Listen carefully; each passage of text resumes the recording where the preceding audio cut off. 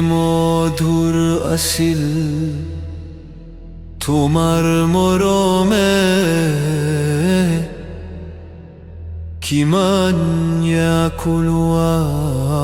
আছিল তোমাৰ মৰমবোৰ আজি নাই মই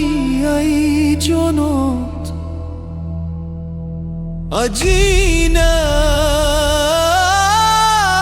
মই এই পৃথিৱীত কেনি আছা তুমি খন